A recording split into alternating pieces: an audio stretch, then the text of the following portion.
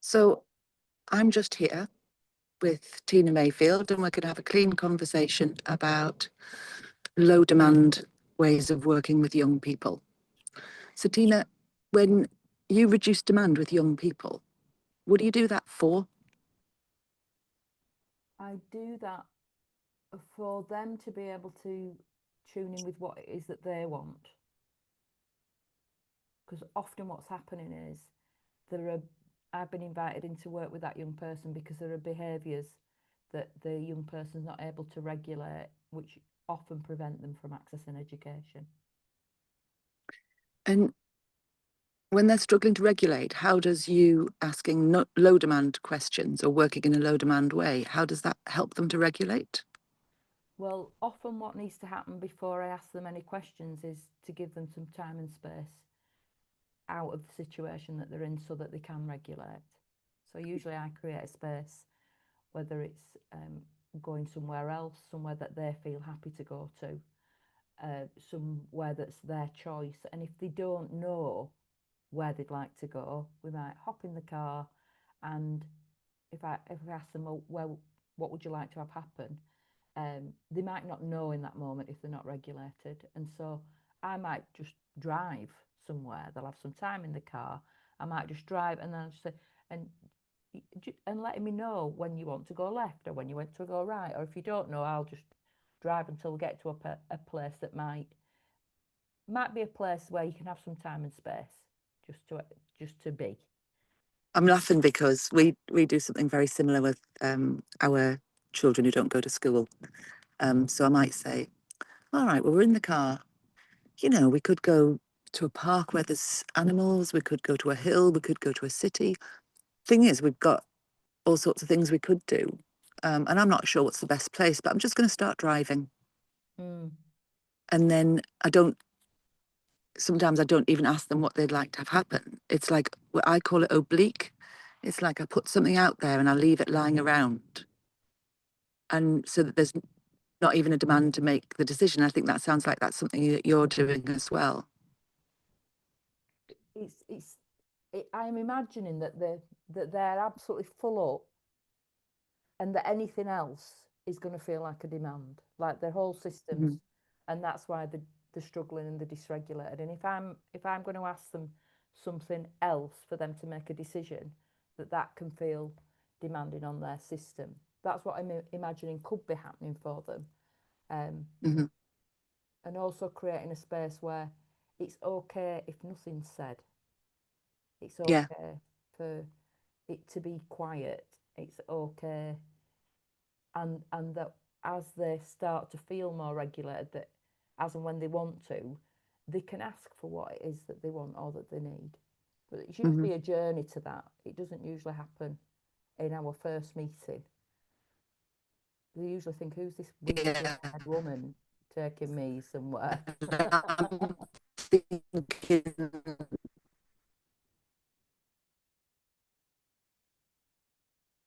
The signal's not very good at the minute, Caitlin, just letting you know at this end. It's the signal's okay. And I'm thinking that paying them or creating the conditions. Okay. It just went very, so I'm thinking hear you then. Okay.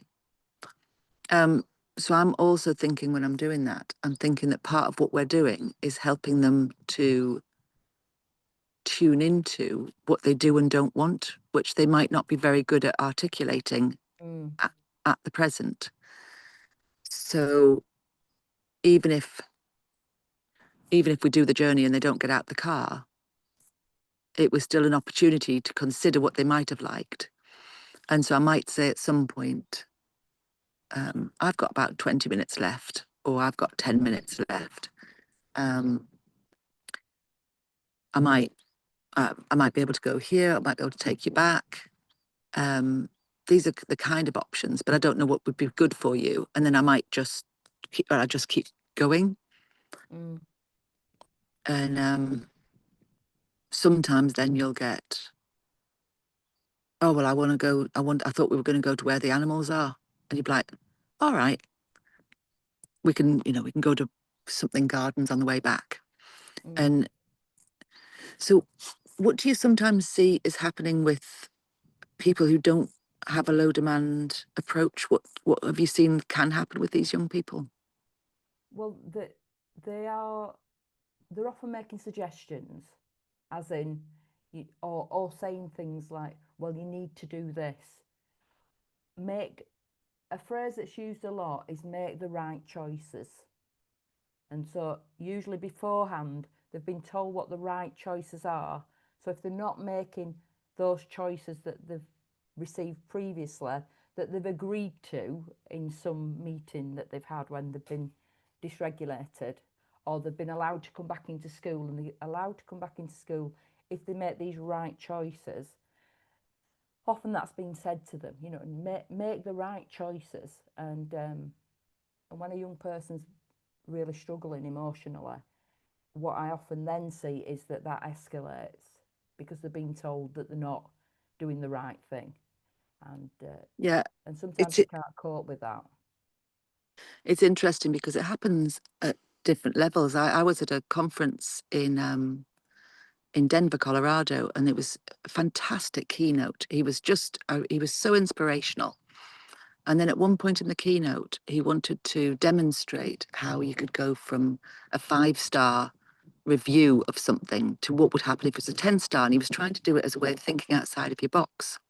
And he got a volunteer from the audience to come up and he said, "All right, so, oh, you're from Sweden. So if you were going to an Uber driver a 5-star review, what would he or she have to have done for that?" And they say something. And then he says, "And what if it was a 6-star review?" And then they say something else. He said, "What if it was a 7-star review?" And it's like 7 out of 5. And they say something else, but they clearly weren't saying the answer that he wanted them to say. So then he started saying things like, "And if you could go to space with Elon Musk, what space place would be your 8-star review?" And it was like, their answers were perfectly good. Mm. But now they were a bit confused and a bit stumbly. And then he gave them another prompt of what they should be saying, and then another prompt of what they should be saying. And then he went, "Oh, thank you very much for your answers," and released them. And I was like, that It wasn't their wasn't the answer that answers. he was wanting. And it No. was such a shame because if he'd just had two people Mm. on stage and found what would be a 6-star review for you, what would be a 6-star review for you, what would be a 7-star review for you, what would be a 7-star review for you, and then said to the audience, and as you're listening to this, think for yourselves what would be your 8, 9, 10. Mm. Then he would have had a fantastic collaborative, low demand set of brilliant thinking. But because he wasn't ready to trust their answers, what he did was to impose his own. And I think that's one of the things that there's a lack of trust Mm. that goes on, particularly with young people who are experiencing behavioural difficulties. Mm. How come you trust the kid? I know I'm imposing that, but I have worked with you for quite a long time, and I know that you really trust young people Mm. because some people might listen to this and think, "Oh, she just lets them do whatever they want."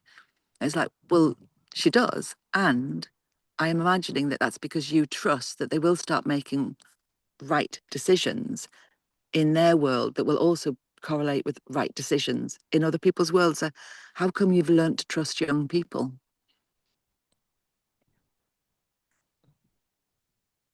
I don't know if I've learnt it or if I know it. Uh, like I have this knowing that given the right given the right environment, that they will tune into themselves, and that if the environment isn't, if it doesn't feel safe, they're not going to go there. And I suppose it is learned because that's experience over time and being my own personal experience, but working with a lot of young people in different capacities. So, as a teacher, as a lecturer, as a support worker, as a coach, setting up lots of different projects. So that's what gets reinforced every time I work with a young person, that that's what happens. So when the demand is reduced, that young person, then I think the thing that you'd said about being in the Mhm. car, you're not face to face, you're not head on, this person's trying to change you. You're in the car, if that young person wants to talk, they're able to, and that you make them aware that you're listening. Um, but the trust is something. I remember years ago, I did a piece of work at a pupil referral unit, and the woman at the that ran it, the headmistress, she said, "These young people don't owe you anything, so don't have any expectations." And I think that that is something that stayed with me right from then. I did a workshop with these. She said, "Don't have any expectations, because why should they do anything for you?" And I thought, that's really valuable. Like, why should they do anything for me? And actually, what I do know is I don't want them to do anything for me. What I want to do is create the conditions where they can get to know themselves, and they can, once they start to get curious about themselves and what they would like, or even to try things. It's often trying things that they've never tried before, just to get some, to build some confidence. And and I completely trust in that process, because I've done a lot of training with yourself, with the clean. I trust in the process. It's when I start to get involved, um, I recognise that there's a different reaction. Like, if I were to make suggestions that were more leading, when I talk too much, which I have a tendency to do, that's the stuff that gets in the way. So when I trust in the process and I trust them, that here are the conditions that you need to get to know yourself as well as possible without my intrusiveness, uh, Mhm. that's when the magic happens. That's when gradually over time, no time pressure. That's another thing, because often these windows that we have with young people, they're usually in alignment with school time. Like, it might be 45 minutes between breaks that you've got to do some sort of magical thing with them, and Yeah. and they may just need to do nothing in that time. um, I've had some gorgeous feedback from people that I've worked with. One young person that I worked with over time, um, he he said to me, "Can I give you some feedback?" Certainly. um, and he said, "You know what really works for me is having some food. Like, when we go out and about, having the option to have food." Because he's a big, strong, growing lad who was really into fitness. He said, "It really helps me to regulate my system." And I think you should include that in all your intervention programs. Like, give people the option of food. And you just think, that's very, him getting to a place where he could do that, where he could just realize that he's got something to offer that would be of value, Mhm. and having confidence in himself to be able to give that feedback in that way.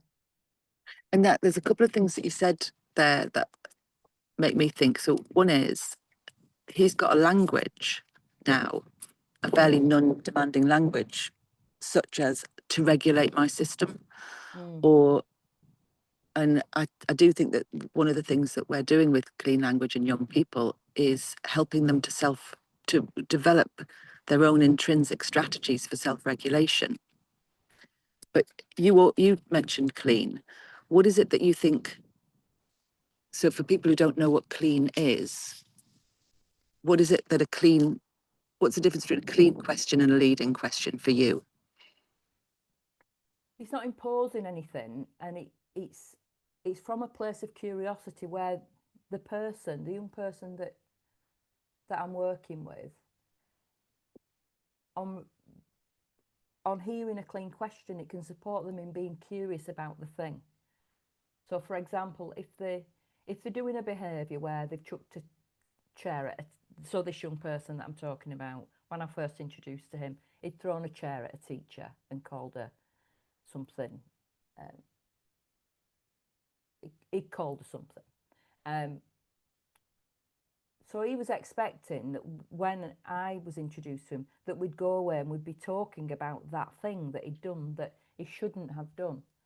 So I was able to ask him, we've got this time together every week. What would you like to have happen? And he's like, huh?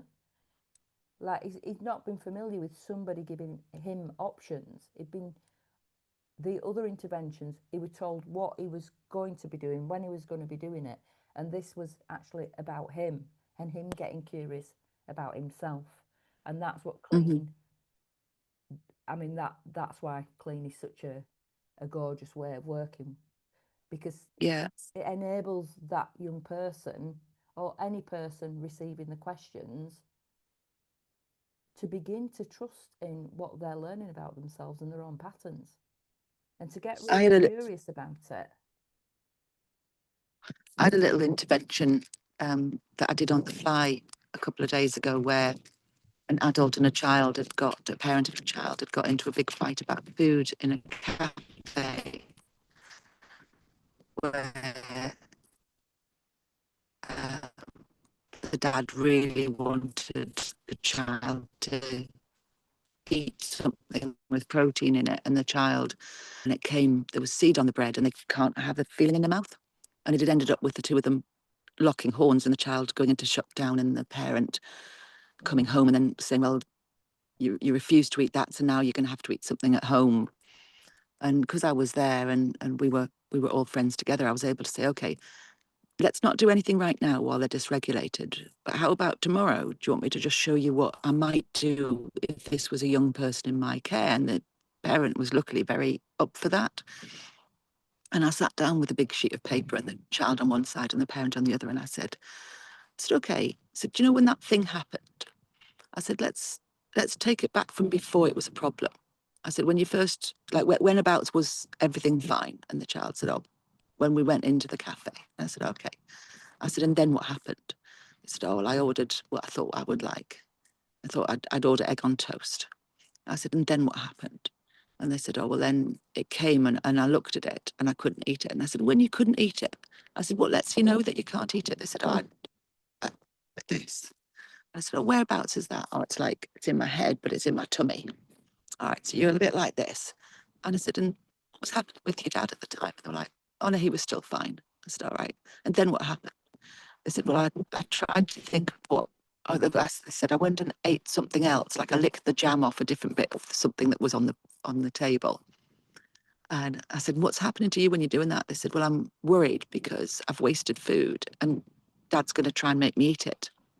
I said, all right. I'd say, when did you know that what did dad do when he was trying to make you eat it? And he was like, oh, well, then they said, oh, you've got to eat 2 bites. And I said to the dad, what was happening for you? And they were like, well, I'm worried because they're not going to eat any protein. I said, when they don't eat protein, I said, what are you imagining might happen? They said, oh, the bones won't grow. I said, and then what happens? Oh, they're really, they're only 11 and their bones have got to grow. And I said, what do you imagine might happen if you don't make them eat protein? I said, oh, well, the bones will be all twisted. And I said to the child, what do you imagine dad thinks you're going to look like? And they were like, oh, I'll be all like this. I said, oh, okay. I said, what's it like for you? I said, when they're not eating protein and you want them to eat protein. And they said, oh, it's like I get locked on. And so I did a little model of the brain. And I said, okay, so dad's gone into a bit of safety brain. And I said, one of the things that can happen is it can make you have a narrow focus. And dad's like, oh, yeah, that's what happened. I said, what do you really want to have happen? He said, well, I want them to be strong and healthy and I want us to be able to enjoy going out together. I said, all right. But what we're doing is the cleanish questions Mm. constrain me from actually being, so it might sound like I'm being helpful, but I'm not. There's no coercion in it apart from let's just find out what it was like. But then once we'd unpacked what had happened in a non-coercive way, the both of them were in, if you think of the three brains, they're in a much more creative state. So I was like, so what could have made it different? And the child was like, oh, well, if I'd known what the food was going to look like, that would have made a difference. So, all right. What, what could any of us have done or said that would help you know what the food was going to look like? And they were saying, oh, I really like to go to cafes where there's photographs. I said, oh, great. I said, what if there wasn't any photographs? And then you can make suggestions then, but they're not suggestions like, oh, you should do this. I said, well, what if somebody had let you go in the kitchen and see stuff? Or what if you'd been allowed to look at what other people were eating? They were like, oh, that would work. It's all right. So could you have had a little walk around the cafe and just had a little nose? at what other people were eating. They said, oh, that would have been brilliant. And the dad was like, oh, yeah, we could do that. And so the clean sort of constrains everyone from imposing their ideas on each other. But then once there's space, the two of them could come up with some really, I mean, it was just gorgeous, some really beautiful ways that they could work together. And I, I know Sean Hotchkiss, who works with young people all the time like this, like yourself, he calls it psychoeducation, that you're giving them social literacy as a way of unpacking what did happen and then redirecting it. Um, and I, yeah, so I think there's this sort of low demand, oh, what's happening? And then what would you like to have happen? How many clean questions do you use with young people? Like, I would say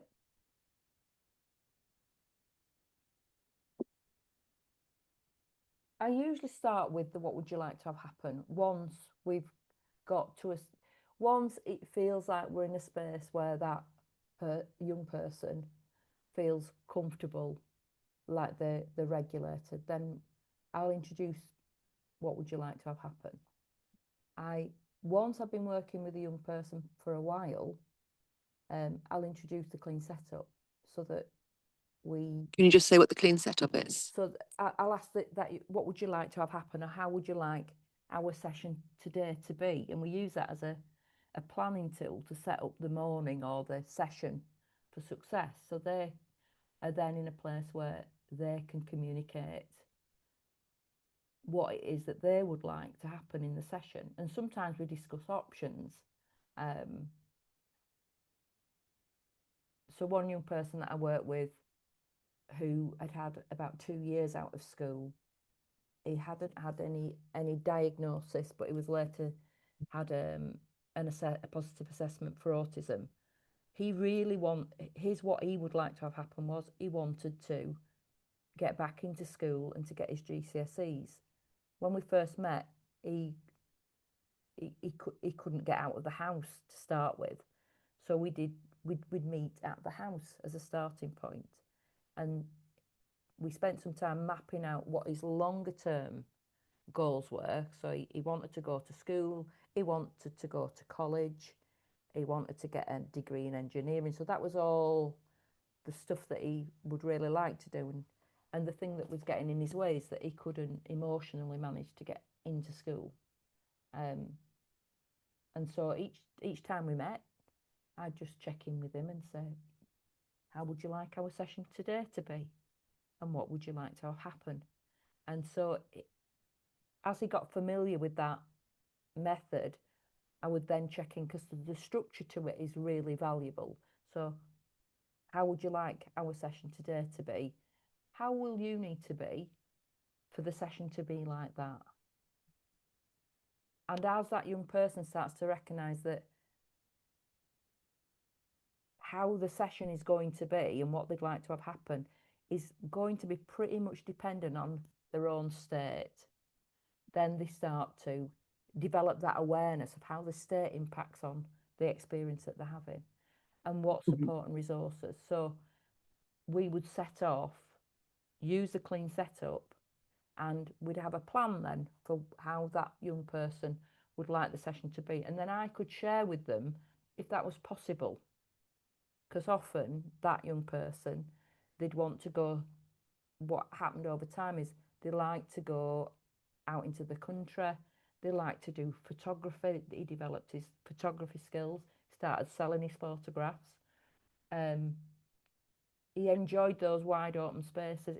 He enjoyed going to visit the trains. So there's very historical trains in Swanage. He eventually became someone that was a volunteer that worked there 4 days a week doing engineering and working on those trains. And it came from him getting to a place where he could get curious about himself and feel safe to be curious about himself. What was happening previous to that is there were social care intervention, there were family members, there was school, all from good intentions, telling him what he had to do. But anything he was told that he had to do, then as soon as he was told you have to do this and you have to do that to go to school, that meant that those things were out of his reach, and Yeah. his behaviours would escalate. So he would. Shh, shh, shh, shh, shh. That's that's your contribution to. It was quite a journey for that young person, but he got used to having the structure. So what would then happen is we'd be doing the clean setup with each other, so then he could start to take on board. What I would like to have happen in this, was there any considerations around food where we went? And then what was really valuable for him is when he got to a stage where he felt he was ready to go back into school and school were ready to welcome him, that we had time together with him and the people he was working with at school doing the clean setup before he actually had a reintegration process with school, and he knew that really well, and he was the person that facilitated the clean setup for himself and for the teachers. Yeah. And that was, so it was a model that he became familiar with, used it very conversationally to start with, not like rigid. um, Introduced the first question first and then looked at the other parts of the structure, the how will you need to be, referring to I think habit. that's so important, Tina, because I think some people, when they first see me working or they see you working, they think, yeah, well, we can't do that. We can't just let these children do whatever they want all the time. And Mm, it's really hard to explain. Once they learn the the method, they can then use the method with you collaboratively to make sure that you get what you want and they get what they want. mm. It's a developmental process. It's not just, oh, well, they should be allowed to swan around and take photographs and not do anything that the system wants. It's like, no, what we're looking for is them learning to self-regulate, them learning to advocate for themselves, and then learning to take into account other people's needs, that it's a and process. and that's, I think experience has shown me that that has to be done at their pace. Having any expectations of when are they going to be doing such a thing, actually, that's that's not my concern. My concern, or my role, is to create a space where that young person can get very curious about themselves. They can become aware of triggers, that that things that will trigger them, so they become dysregulated, and then they can make a choice about, oh, I've got really dysregulated by I walked into the classroom and the teacher gave me that look, that look that she gives me, and for them to be curious about that look that she gives me. And given that they'd thrown a chair at that teacher previously, and that meant if they kept throwing chairs at the teacher, they wouldn't be able to finish the GCSEs. This other young person wanted to do an apprenticeship. What would the outcome be of that continual response? And he he then became aware that if he kept doing that thing, even though his experience is she was looking at him in that way, that the outcome would be he wouldn't get what he wanted. So was there anything he could do differently when he noticed the teacher looking at him in that particular way? What other choices did he have? And then he started exploring those choices and getting really curious about that. And one of the things that he expressed an interest in, so in terms of not advising but giving like options, like you were saying about, we could go to the park, we could go visit the animals. I don't know what's going to work for you, just letting you know that we've got options. One of his options was to go climbing, and he was already doing bodybuilding. He was a really strong lad, so he could then use his strength by doing the bodybuilding. And we used to video the sessions, so then he could then, one of the other tools that we use a lot in our work is clean feedback. So he could see himself climbing, and then we would talk through what's working really well when you're climbing, and he could see the skills he was developing. He got used to using the framework. So in the clean feedback model, it's got a structure of 3 questions: what's working, what's not working so well, what might work better, looking at that structure. And once he got familiar with that, we'd then look at evidence, inference, and impact. And when a Gorgeous. 14-year-old person is going into school and part of their GCE, so he opted to do PE as a GCSE, and we had all the footage. So we could submit all the footage and he could get, and not only did we have the footage of him doing his climbing and meeting all the climbing criteria for him to pass that, we had the footage of our discussions about him evaluating using the clean feedback model, and then just checking it, are there any other areas where you could use this method? Is Yeah. it, could this support you? And he was living in care, he had been living in care since he was 3. And so in his home, he was able to then introduce his foster family to clean feedback, mainly around the kind of food that he'd like to eat and what was working for him and not working for him. So when there's But that step taken, he's doing that step as and when he was doing it as and when he was ready and at his own pace. mhm. So I think one of the things that we say is they need to learn the tools adjacent to what they're interested in, because then they've got intrinsic motivation to learn them. And then once they've learnt them, they can apply them to other areas Yeah. to achieve different goals. So I'm just going to take, and I know we're running out of time.